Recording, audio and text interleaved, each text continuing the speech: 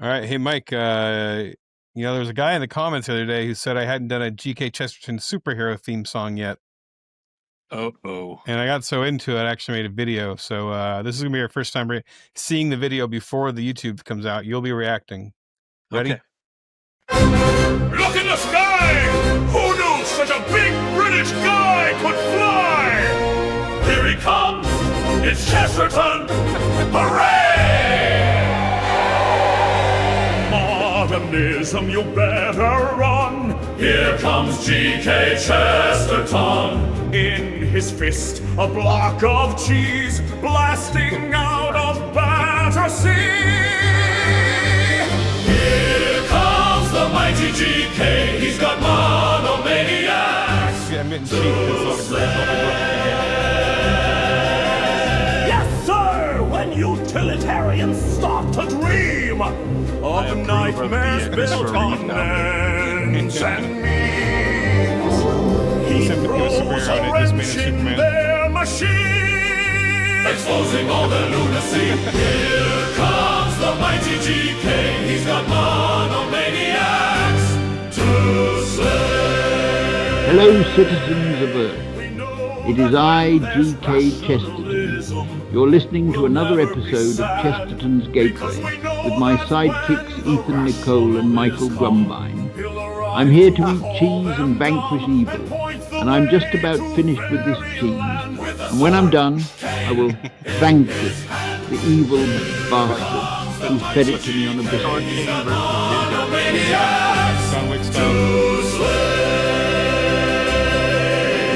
Worrying when atheists yammer, he comes down on them like a hammer. Here comes the mighty GK, he's got monomaniacs to slay.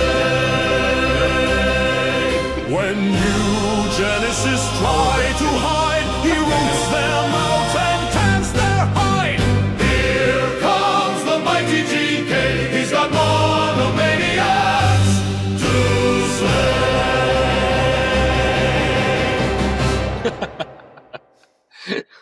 And there you go. All right. Well, I hope our watchers and listeners enjoy it. Yeah. If you you can check the YouTube channel out if you're just listening. If you were curious to see this strange world of AI where I made a superhero Chesterton. I'm excited for next week's. I got one prepared for you as well. I was thinking that our podcast is a very odd one because yes, it is. We combine the very oldest and the very newest. Yeah, right? It's very odd. We take thoughts written by some guy like 110 years ago, and we combine it with AI music and AI video. Mm-hmm. So, in that sense, it's pretty awesome. Yeah, I think that's the thing I love playing with AI, because AI allows you to play around in ways like to just goof off and make what looks like something that would have taken hundreds of thousands of dollars at least to produce just months ago, at least a couple years ago, and to just throw out as the stupidest joke ever and make videos and songs. It's just crazy. Right, because you couldn't do that kind of stupid stuff. It was the very silly, because it just wasn't worth the money. But now you can do it. I'm using a lot of grok on here. It's free right now, so it fits your creative mind very well. It's fun. It's just fun to goof off. Well, we're on the 4th episode here. We're going to bring home the suicide will culminate for the suicide of thought, that is, not the actual suicide. Right. It will not culminate in suicide, just to be clear. Algorithm of YouTube. Yeah. We're not advocating suicide. You're not. This is anti-suicide. This is suicide.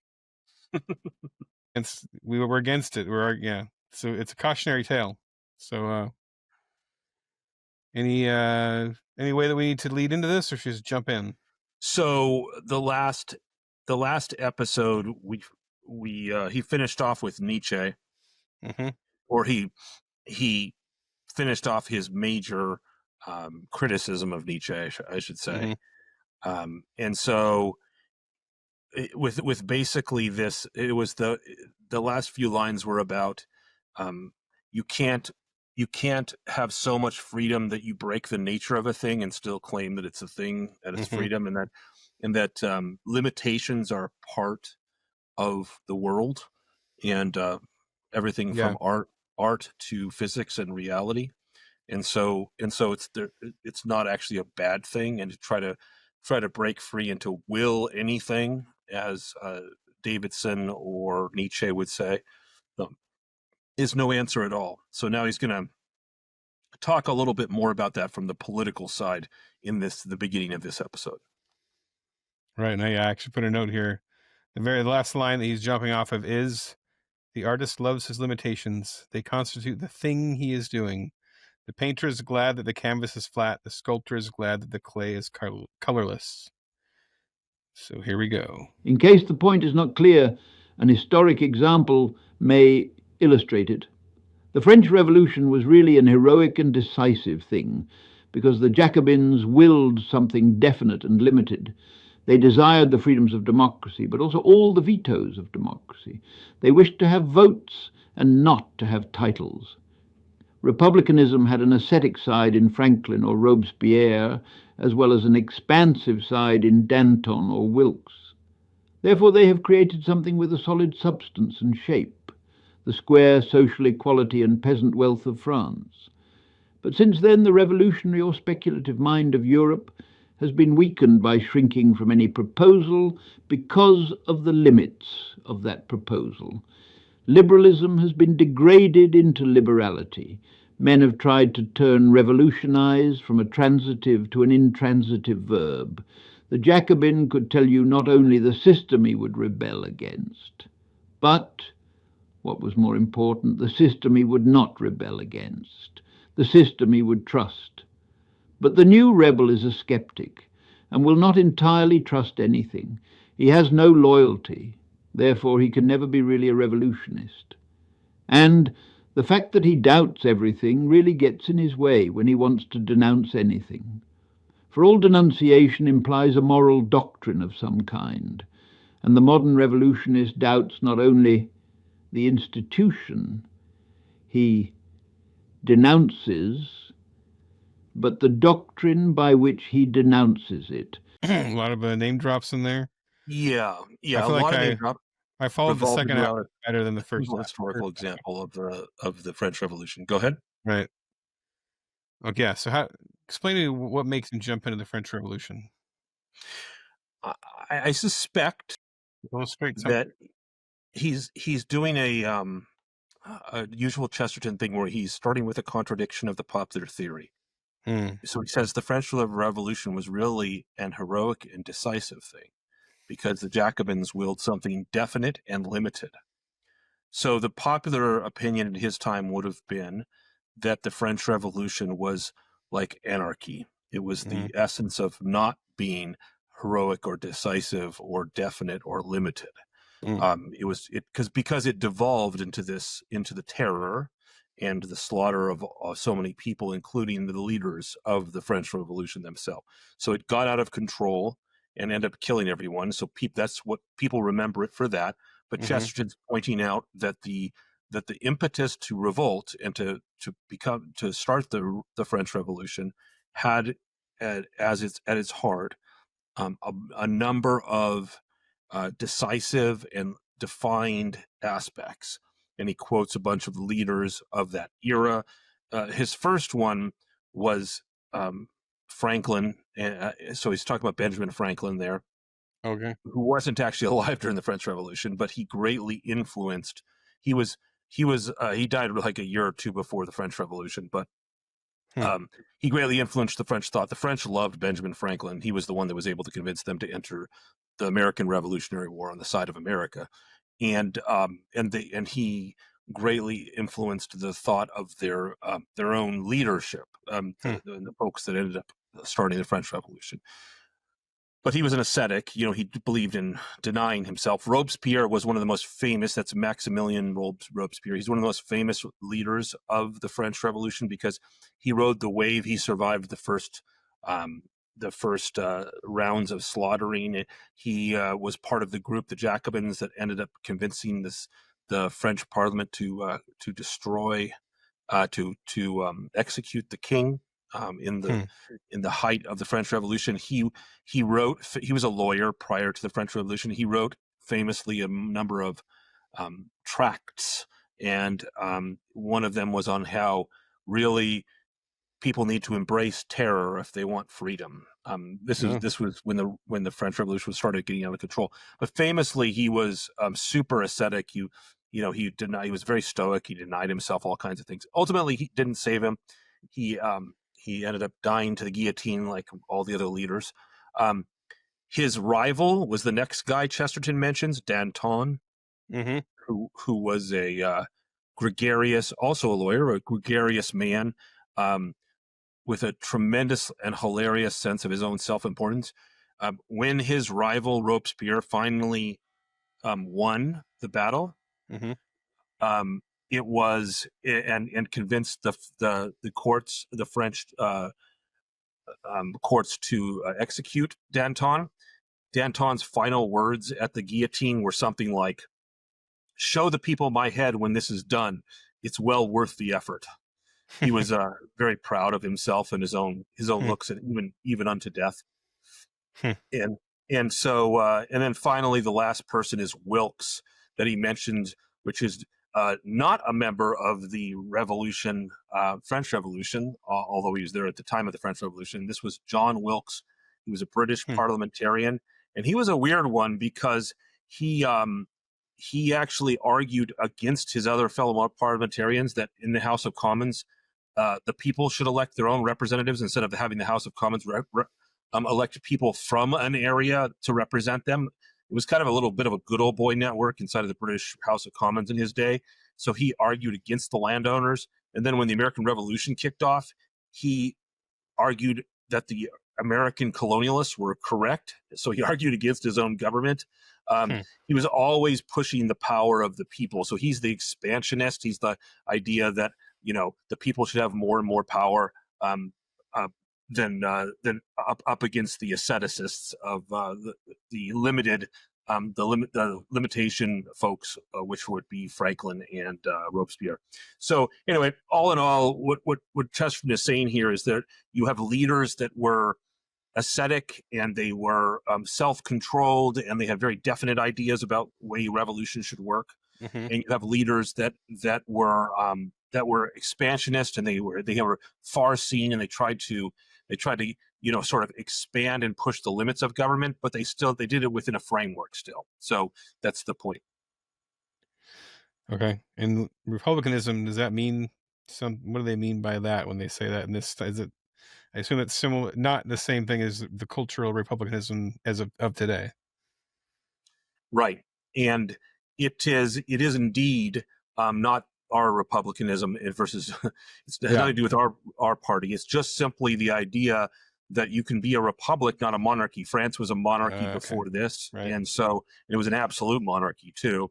And so the Republicans were the ones that were saying, no, we no more monarchs, no more kings. Right.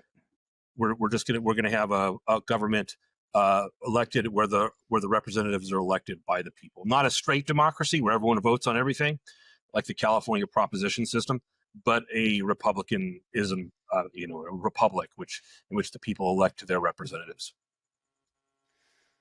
All right. Well, that is a break in the paragraph, so let's finish the paragraph. Thus he writes one book complaining that imperial oppression insults the purity of women, and then he writes another book about the sex problem, in which he insults it himself. He curses the Sultan because Christian girls lose their virginity, and then curses Mrs. Grundy because they keep it. As a politician, he will cry out that war is a waste of life, and then, as a philosopher, that all life is waste of time. A Russian pessimist will denounce a policeman for killing a peasant, and then prove by the highest philosophical principles that the peasant ought to have killed himself. A man denounces marriage as a lie, and then denounces aristocratic profligates for treating it as a lie. He calls a flag a bauble, and then blames the oppressors of Poland or Ireland because they take away that bauble. The man of this school goes first to a political meeting where he complains that savages are treated as if they were beasts. Then he takes his hat and umbrella and goes on to a scientific meeting where he proves that they practically are beasts. In short, the modern revolutionist, being an infinite skeptic, is always engaged in undermining his own minds. In his book on politics, he attacks men for trampling on morality. In his book on ethics, he attacks morality for trampling on men. Therefore, the modern man in revolt has become practically useless for all purposes of revolt. By rebelling against everything, he has lost his right to rebel against anything. There's a lot going on in this paragraph. Right, but it can be summed up fairly, I think, succinctly, which is that for me. This is the modern revolutionist that he's criticizing instead of the old French he's juxtaposing against the French revolutionists versus modern in his day. Right. And he's saying because the modern revolutionist doesn't have a clear idea of what he wants, unlike the Jacobins, unlike Robespierre, unlike Franklin and his revolution, or Danton, he doesn't. He undermines everything as a skeptic. So he even undermines his undermine, because that's what a revolutionary does: is he undermines the existing political order. And so that's my favorite joke of this paragraph is he undermines his own minds. So without a right philosophy, a revolutionary can't be a good revolutionary. I think that's probably Chesterton's main point here. He's basically and so he talks about all the different paradoxes of being a modern revolutionary. So you're going to be a Russian pessimist, and he's thinking specifically there of Tolstoy, who he's going to bring up later. Russian pessimist denouncing a policeman for killing a peasant, and then proving by the highest philosophical principles the peasant ought to have killed himself. So he's juxtaposing this, the Russian philosophy, which says that basically, as a cog in the current system working against it, the peasantry, they'd be better off if they were all dead than if they're part of a cog in the wheel of this terrible oppressive tyranny that the Russians were operating under.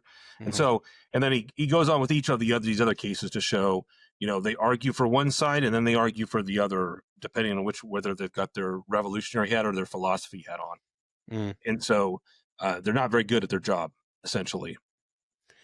How did we get to that? That's right. I must have missed the line or the transition. Like, how did he get from the clean slate or the colorless clay concept to this revolution idea? Okay. So he got there by, in the previous reading, he was talking about how you need boundaries. You need a definite, you need definite laws that you adhere to whenever you're going to be anything. If you're going to be a lover of triangles or an artist, or you're going to draw a giraffe, you need to have actual reality that you attach yourself to. You have to have a good underlying philosophy, and you have to have boundaries and limitations. A canvas, a frame, If you try if you try to claim, like the modern revolutionary apparently does, that you should have no boundaries, that you should be able to revolt against whatever you feel like, and there's no guiding principle to your revolt. You're not aiming for a republic from a monarchy or anything like that, but you're just revolting against whatever you don't like, whatever doesn't take your fancy in a given moment.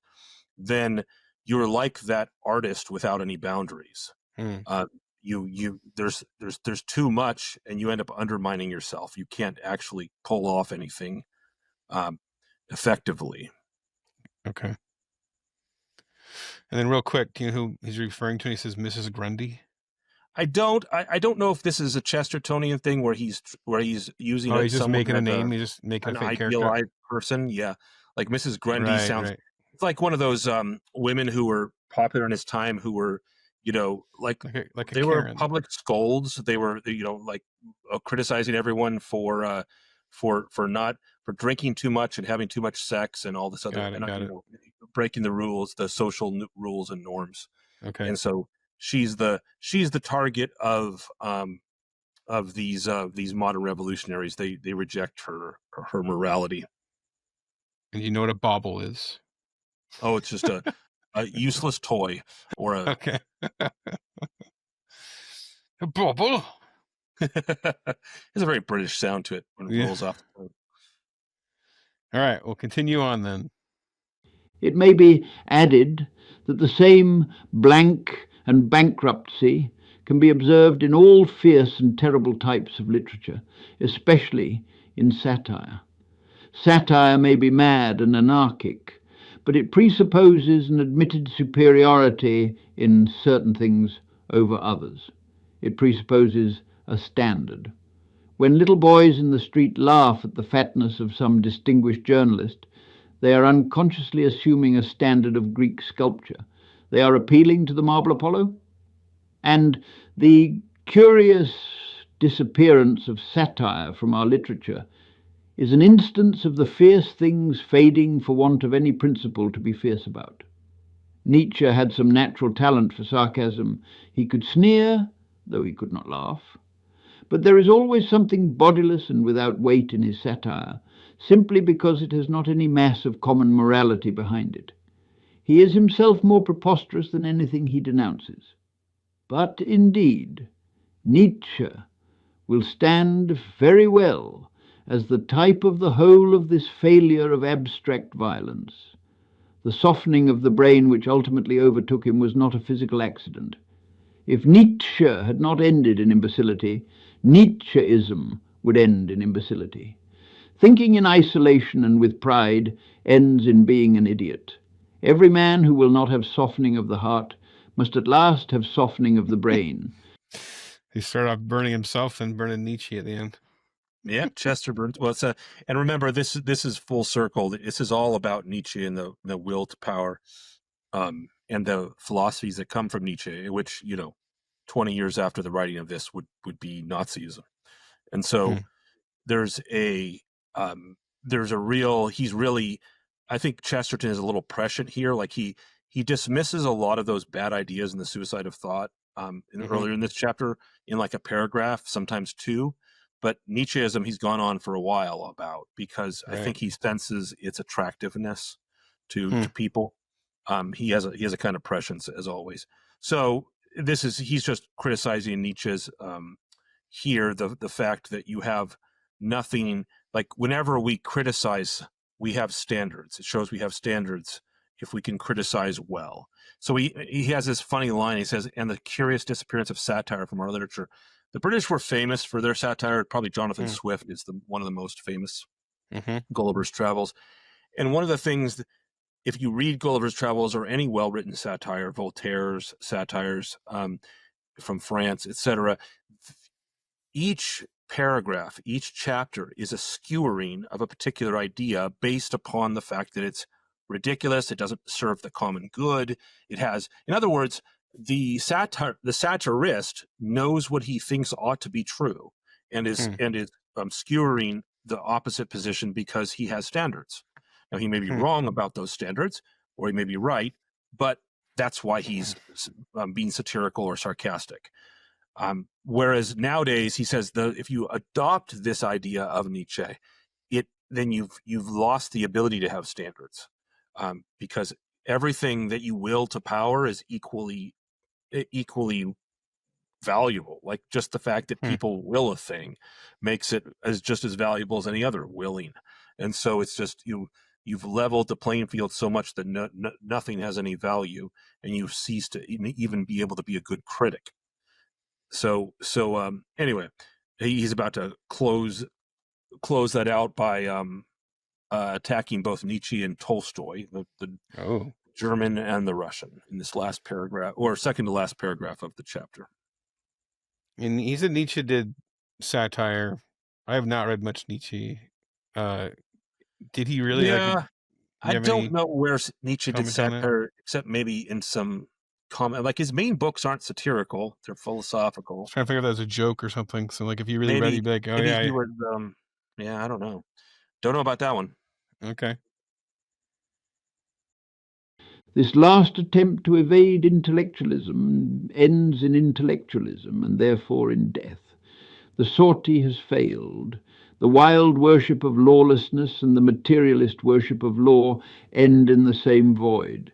Nietzsche scales staggering mountains, but he turns up ultimately in Tibet.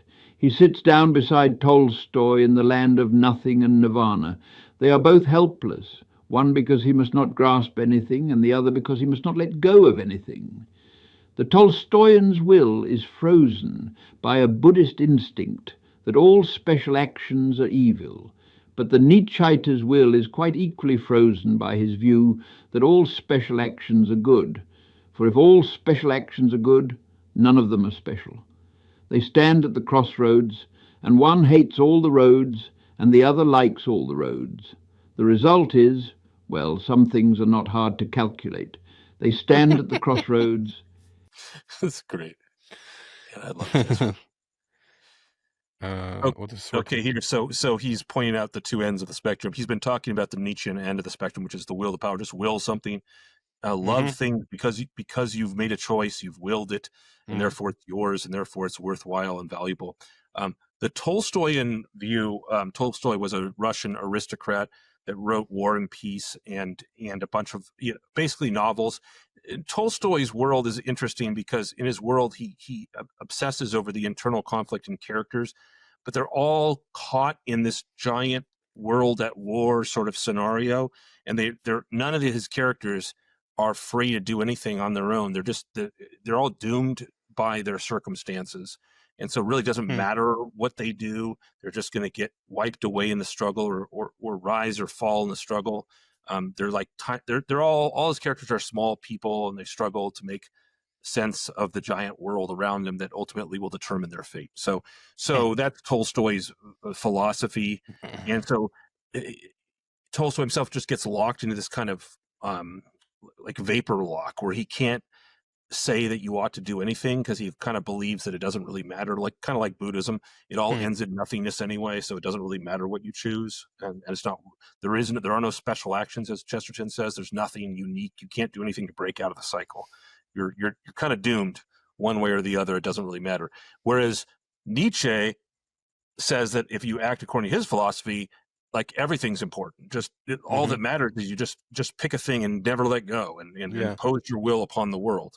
So neither of these extremes is going to break free of that suicide of thought that Chesterton's been talking about this whole chapter, which is they're all going to die by intellectualism, just in different ways. So that's why he's got them both in his crosshairs on this one. And Tolstoy is kind of like, if he's saying you don't really, nothing matters, every action you make doesn't matter. Is it just an idea of finding inner peace? Is it kind of that kind of thing? Well, that's kind of all you can try to do is just find Zen, because nothing you do is going to change the fact that Wasn't Tolstoy a Christian, but some kind of Zen Christian or something, like a hippie? I don't know. Remember, hippie or something like that? I thought it was Russian Orthodox because he's Russian. Russian Orthodox, but like that's like that believes in Christ, right? Yeah, he does. But it was very popular at this time to be a Christian, but not actually live out your faith. Okay. And Tolstoy was famous for basically his theory that we're all pawns in this giant machine of the world, and we're kind of like Buddha would say, you can't escape the outside world, and you can't escape suffering, so you just retreat inside and into your own mind. And so Tolstoy has that kind of like retreat into your own mind, and that's the only chance for nirvana, for happiness. And a sortie that he says there, sortie with a sortie. That's a military attack, and he's referring to the fact they were both trying. At the beginning of this chapter, he talks about how they tried, or not the beginning of the chapter, sorry. When he first starts talking about Nietzsche, he says he tries to escape the trap of the suicidal thought of intellectualism, and he tries to escape it by going to will. He abandons intellect and goes to will and says that's where we're going to find happiness. Just will things. And Chesterton's pointing out that when you do that, you're back. You end up you avoid the mountains. You scale the mountains to get somewhere else, and you end up back in the mountains. So you try to avoid an intellectual death trap, and your will to power just leaves you in an intellectual death trap. So you never escape it. All right, this is the final paragraph of the chapter, but it's huge.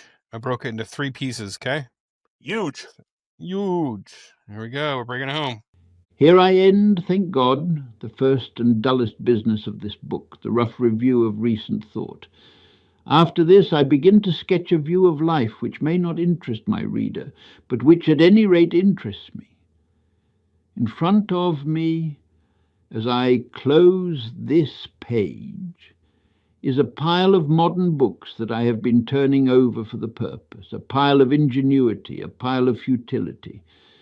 By the accident of my present detachment, I can see the inevitable smash of the philosophies of Schopenhauer and Tolstoy, Nietzsche and Shaw, as clearly as an inevitable railway smash could be seen from a balloon. They are all on the road to the emptiness of the asylum.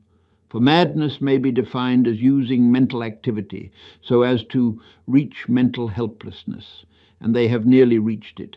He who thinks he is made of glass thinks to the destruction of thought, for glass cannot think. So he who wills to reject nothing wills the destruction of will. For will is not only the choice of something, but the rejection of almost everything. And as I turn and tumble over the clever, wonderful, tiresome, and useless modern books, the title of one of them rivets my eye. It is called Jeanne d'Arc by Anatole France. I have only glanced at it, but a glance was enough to remind me of Renan's Vie de Jésus. It has the same strange method of the reverent skeptic. It discredits supernatural stories that have some foundation simply by telling natural stories that have no foundation. Because we cannot believe in what a saint did, we are to pretend that we know exactly what he felt. How are those pronunciations? They're good. I was impressed. Did you have to tell it that it was French? No, I don't know. No, I just guessed. So Renan, which he's referring to, Ernest Renan is the guy's name. He was an author that he died, when Chesterton was a boy. Okay. But he or when a young man, he wrote The Life of Jesus, but the AI read it as French, even though it didn't usually. He said Jesu, which usually when will write Jesu with some mark or other. But anyway, good job AI. It didn't give the emphasis on the right syllable in a couple places. Yeah. Which I know it has to understand in order to give that emphasis. So the second to last sentence should be something like, it discredits supernatural stories that have some foundation simply by telling natural stories that have no foundation. So what he's talking about here is that, and actually it was an experience I empathized with. So when I finished my master's dissertation in England in 2000, I was in our little guest room of our flat in England, and it had the bed, which no one was staying on because it was the guest room, was piled up with over 300 books that I had used for my dissertation, and just these random piles. So that exercise, which he talks about at the beginning of this paragraph, where he says, as I close this chapter, he looks up and he sees all these books that he's been referencing and studying in his summarization that he's done in this chapter. And I had a similar experience. I remember looking up and seeing all those authors, hundreds of books, and thinking, I had something like a similar criticism, but in an historical way that I'll talk about someday. But basically, what Chesterton is saying here is that all of these folks, the modern philosophical ideas just lead one to ruin, intellectual ruin and madness. And then when they look at someone like a saint, whether it be Joan of Arc or Jesus, then they try to impose their own views and their own rationales on what the saint was thinking, because their starting premise is they can't possibly have had any motivations that are higher than mine, that are higher than the average one. There can't possibly be anything supernatural to this story. So this was part of a big movement at the end of the 19th, the beginning of the 20th century, to basically discredit all miracles in religious circles and all even scriptural references to miracles by trying to explain them away with naturalistic explanations. So Renan's Vie de Jesus is his life of Jesus, but he's kind of fan fictioning Jesus and making him kind Correct. Yeah, that's probably the best way to put it. He is fan fictioning him to fit his way of seeing things and how he thinks. Right. And Anatole sadly, France's Joan of Arc is similar. Yes, and because and Chesterton's going to go into some big detail on the Joan of Arc part, so I won't jump the gun on that, but just enough to say that whoever this guy, and I've never read Anatole France's work on Joan of Arc, and nor have I read Renan, although I learned about him, but he is part of that larger movement to basically secularize anything supernatural or like Mythbusters. Amazing. Yeah, he's like early Mythbusters. Exactly. The world is atheist. That's their starting premise. And so and then they go about trying to fix everything that religious people say according to their first premise. They're doing the no God retcon in history. Yeah, that's right. Okay. Well, all right. This is The Suicide of Thought, Part 4, Final Chapter, Part 2. But I do not mention either book in order to criticize it, but because the accidental combination of the names called up two startling images of sanity, which blasted all the books before me. Joan of Arc was not stuck at the crossroads, either by rejecting all the paths like Tolstoy, or by accepting them all like Nietzsche. She chose a path and went down it like a thunderbolt. Yet Joan, when I came to think of her, had in her all that was true, either in Tolstoy or Nietzsche, all that was even tolerable in either of them. I thought of all that is noble in Tolstoy, the pleasure in plain things, especially in plain pity, the actualities of the earth, the reverence for the poor, the dignity of the bowed back. Joan of Arc had all that, and with this great addition, that she endured poverty as well as admiring it, whereas Tolstoy is only a typical aristocrat trying to find out its secret.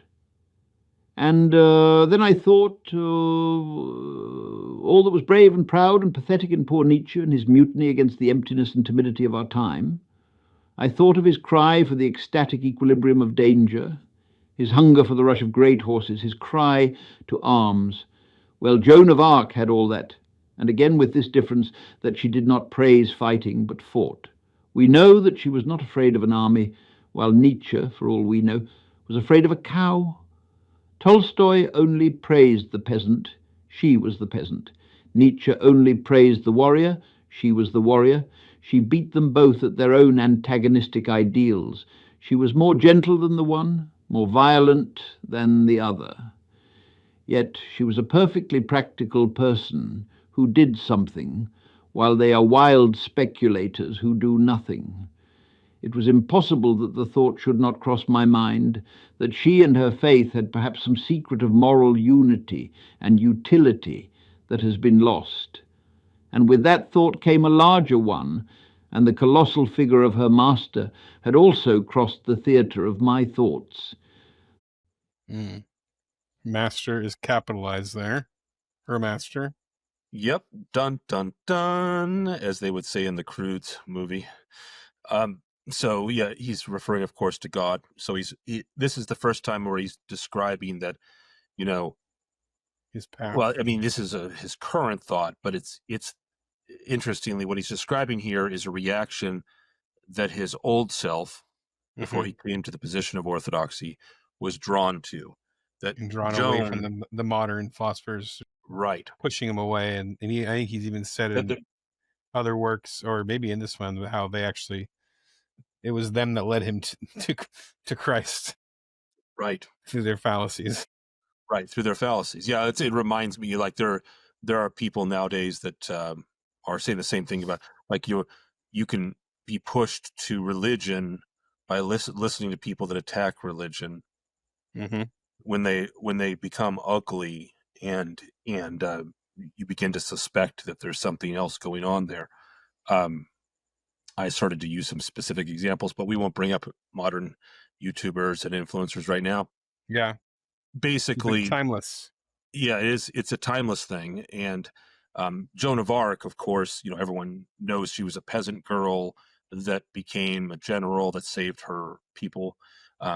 Funnily enough, she saved her people from the English. So the English have always had even the English Catholics have always had a strained relationship with Joan of Arc because she was responsible for their defeat in France. But he's holding her up. I find this very interesting because Mark Twain, who wrote a book on Joan of Arc, which he regarded as his best book, he even liked it more than Huck Finn. He did it have as many N-words? No. Or if it did, they were in French, so I don't know. But he brought up the fact that so Mark Twain's an atheist, and he's no friend of Christianity, but he greatly admired Joan of Arc and what she did, and he did a ton of research into her life because there is quite a bit of primary source work that you can pull up to learn about her. But anyway, and he brought up Ernest Renan, Anatole France. Yeah, I think you mentioned they're both authors that wrote these books, right? And their ideas to take down the higher ideals of Christianity by basically leveling them all. Well, I guess he's going to get into them a little bit more in this final part of the paragraph. So. Exactly. Okay, well, let's hear it. The same modern difficulty which darkened the subject matter of Anatole France also darkened that of Ernest Renan. Renan also divided his hero's pity from his hero's pugnacity. Renan even represented the righteous anger at Jerusalem as a mere nervous breakdown after the idyllic expectations of Galilee, as if there were any inconsistency between having a love for humanity and having a hatred for inhumanity. Altruists with thin, weak voices denounce Christ as an egoist. Egoists, with even thinner and weaker voices, denounce him as an altruist. In our present atmosphere, such cavils are comprehensible enough. The love of a hero is more terrible than the hatred of a tyrant. The hatred of a hero is more generous than the love of a philanthropist. There is a huge and heroic sanity of which moderns can only collect the fragments. There is a giant of whom we see only the lopped arms and legs walking about. They have torn the soul of Christ into silly strips, labeled egoism and altruism, and they are equally puzzled by his insane magnificence and his insane meekness. They have parted his garments among them, and for his vesture they have cast lots, though the coat was without seam woven from the top throughout. Got all biblical on this paragraph. Yeah. At the end. What's that mean at the end? What's that? The coat was without seam, woven from top without? So he's referring to the Gospels where it talks about the garment of Christ when he's crucified, and that his garment that the soldiers cast lots for, because they weren't going to tear it because it was a single seamed garment. So apparently his mother or someone made him a garment that was kind of unusual, and that it was woven. It was a single garment, his tunic and cloak all together, or whatever he was wearing. Oh, so it's just nice. And so he's basically, Chesterton is just quoting scripture here and saying they've divided Christ. They've acted as the soldiers who crucified him have acted. They're fragmenting him into things like altruism and egoism, and right. They're trying to make him. They're monomaniacalizing him. Right. They want him to say one thing, usually the thing that they like. Mm-hmm. And so when the reference to Renan even represented the righteous anger at Jerusalem. This is from Matthew chapter 23, where Jesus laments over Jerusalem and says, "O Jerusalem, the one who kills the prophets and stones those who are sent to her, how often I wanted to gather your children together." And he goes on, "But you were not willing. See, your house is left to you desolate." And then he talks about how not a stone will be left on top of stone to his apostles. And then he drives the money changers out of the temple with a whip. And so this is Jesus in anger about Jerusalem and what it's become. And then that was right after Jesus in Galilee, where he says, "Blessed are the poor in spirit, blessed are the meek, blessed are those who hunger and thirst for righteousness."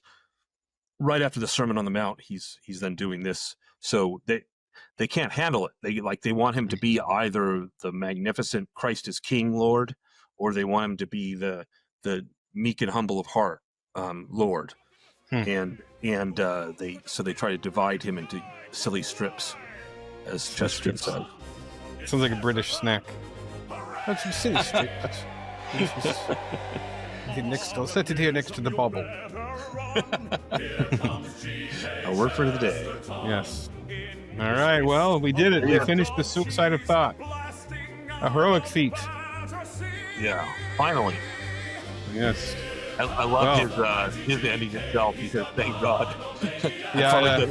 He called it out. He's like, "Thank God." What do you say? Exactly. Oh yeah, here I am. Thank God, the first and dullest business of this book. All right, and we have two.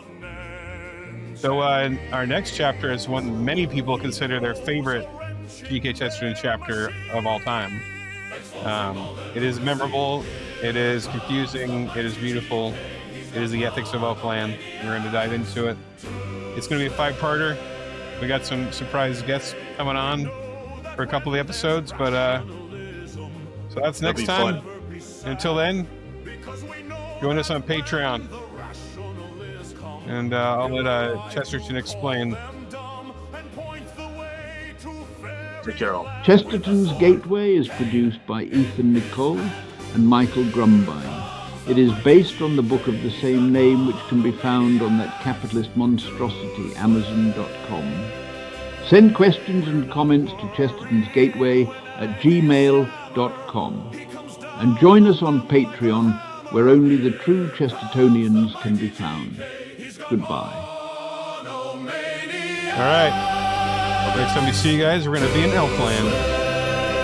Bye there. We'll see you there. When Genesis try to hide, he roots them out.